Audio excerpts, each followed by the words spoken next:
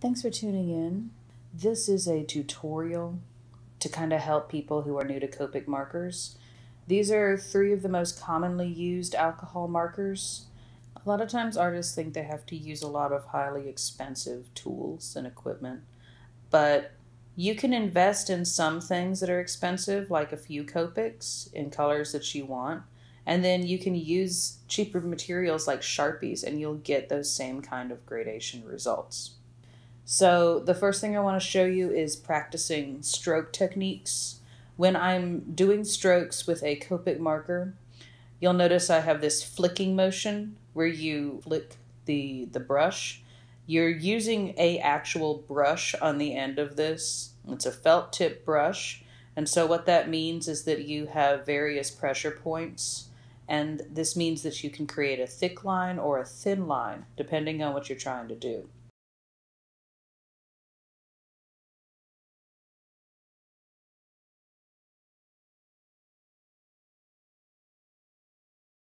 When you're using the chisel tip, this is what I usually use to fill in areas, but it also is good for getting in small, cramped spots.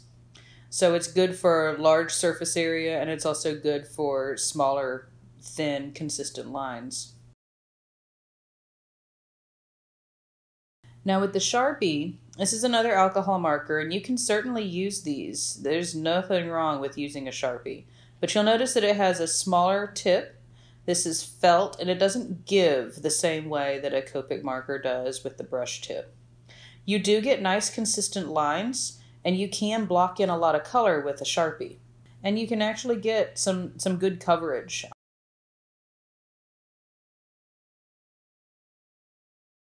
The lines, they're not as flexible, so you can't change it up as easily, but you do get a nice consistent line, and it's good for making consistent straight lines or outlining.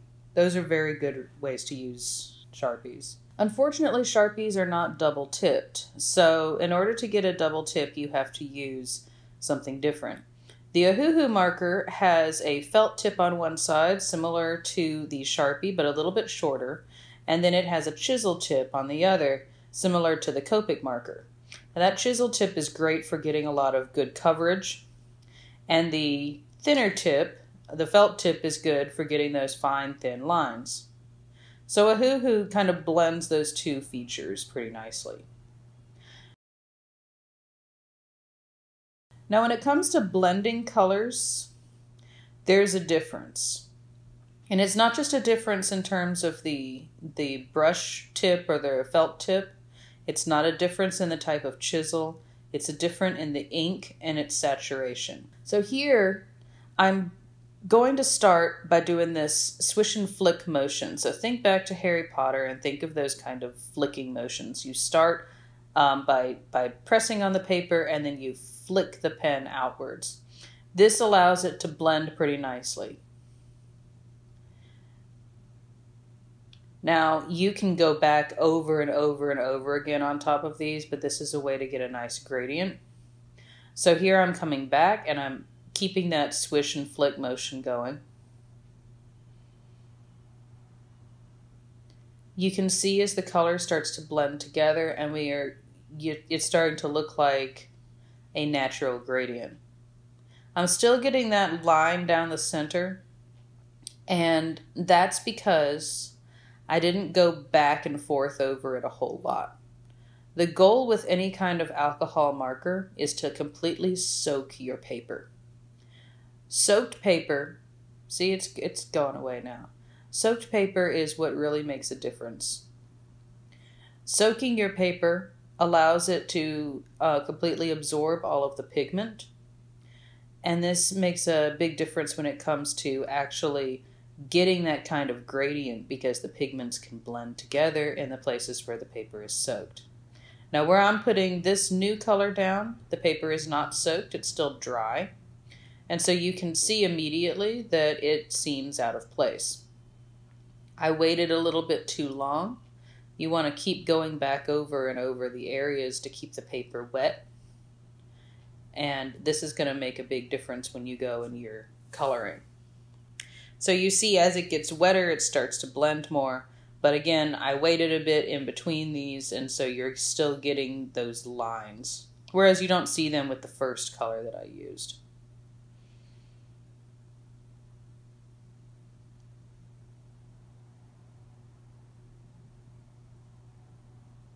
So as you're blending, you're going to use this back and forth motion, keeping that swish and flick technique.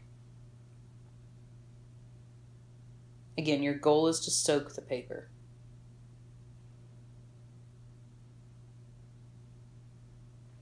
Now, once alcohol markers dry, they are permanent.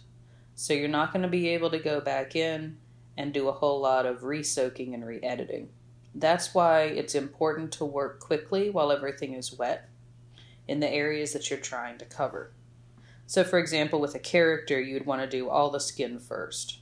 What you're seeing here would probably be pretty good for hair because it's got that blonde color at the end and then the brown up here.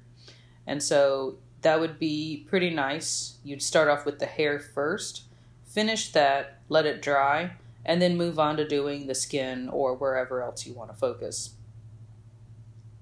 So you can see when I swatch these out separately, the difference in the colors, and then you can see when you look how much they've changed once they get blended together.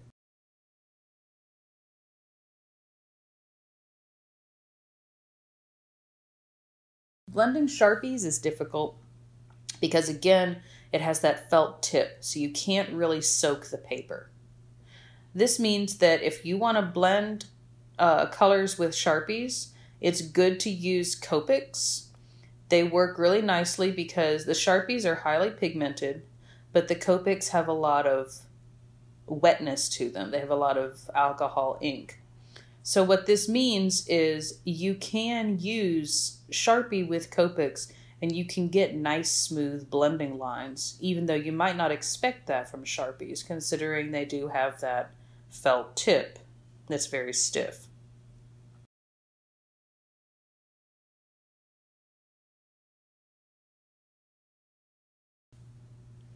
So I'm starting with RV55.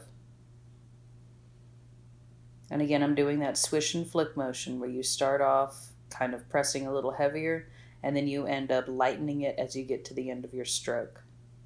It's a very light, spontaneous flick of the wrist. Now when I'm doing my Sharpie, I can't really do that because you can't really adjust the pressure as easily. So what I'm doing is I'm just going in and doing a lot of lines side by side in order to get a mass of color. Then I'm taking it and I'm kind of stretching it out a little bit so that it kind of moves into the next color a little. And then I go back over with the same color I used just a few minutes ago, that RV55, and you see how it pulls up the wetness from the Sharpie and it soaks it even more and then pulls it into that other color. So you get this really nice, rich pigment. When I go over the Sharpie, because the Sharpie is still wet, I'm able to move it around. Then I come back in with RV66, go over a little bit of the Sharpie, but also put it on by itself, and you can see this nice pink gradient that it creates. Again, if I was going to do hair this color, this would be perfectly fine. I can do a nice ombre effect. And that way your Sharpies are perfectly good to use. You just have to be careful with how you use them. You saw how I was laying the color down. It doesn't really blend as well as the Copics do because you can't get that wetness soaked into the paper. So as you see when I put it out here, when you move a Sharpie on paper, you can hear how dry it is. It does that scratching sound. And that means they don't dry out as fast, but they also have a bit of a difficult time when it comes to actually making solid gradations. So this looks like it was done with two sets of Copic markers instead of one that's all Copics and one that has Sharpie in the middle of it. Using them in tandem makes a big difference. If you're trying just to use Sharpies, it's a bit harder. So now we're going to look at blending with Copics and Ohuhus. And you'll see there's a difference. So First of all, I'm going to lay down this neon Ohuhu marker that I have. The orange I'm using is F04. And then I'm coming in with this Copic marker YR63. And you'll see that I used the chisel tip to lay everything down, so I got that good coverage. But it doesn't cover as thoroughly as the Sharpies. It's not soaking the paper, and it's not as highly pigmented. When I come in with the Copic, you see instantly that the Copic is much more pigmented. And the paper is soaking up that ink.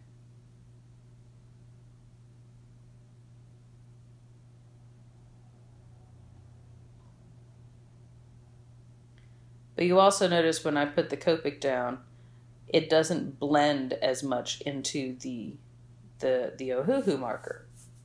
And the reason for this is that the Ohuhu marker, even though I put down a good layer of that color, it didn't really soak the paper. So it doesn't really blend. You have to really put a lot of ink from those Ohuhus into the paper in order to get that good solid saturation that you need to blend alcohol markers. So I'm going back with the Y00, a barium yellow, and I am adding that color, hoping that it's going to saturate the paper more, but it's not really. And so now I'm going to come back with more of the Ohuhu marker to try to increase the blending. But you see, even though this should soak the paper, it's really not. You can still see the other colors pretty easily under it. It's kind of frustrating because I did add a lot of ink to this, and I'm not seeing that mixture that I should be seeing. It blends decently, and if you're just getting started with alcohol markers, this is fine. I would honestly stick with Sharpies. The chisel tip on the Ohuhus is really nice because you can get some nice bright coloration. You can get colors you can't get with Sharpies. So it's good for that. So here I'm going to look at technique. Again, remember this flick and swish. That's going to make a big difference here. So you start off soaking the paper a bit by tapping kind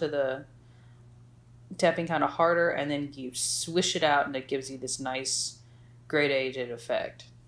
With the chisel tip, you just go in and block in. Always color in the same direction, so vertically or horizontally or diagonally. Stick with the same direction because otherwise you're going to get some confusion. So do you see how it soaks the paper whenever I press this on here? I'm not pressing this hard, but you see how long this brush tip is, and you see how flexible it is. This has a whole lot of ink, and that's why Copics are refillable, because that ink is a big part of what makes them work so well. Barely touching the paper here, and you see how much of that ink is able to get out. Now with Sharpies, when I just touch there, there's a decent amount of ink, but even when I push, it doesn't move. A stiff felt tip, and it's not going to resist whenever you push into the paper, so you can't really get other shapes with it.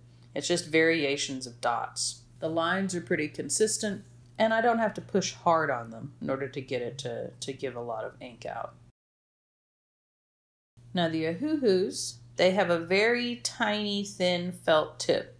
And that's pretty nice whenever you are trying to get in some detailed, tiny areas. Like I said, I'm not down on Ohuhus. I really like them.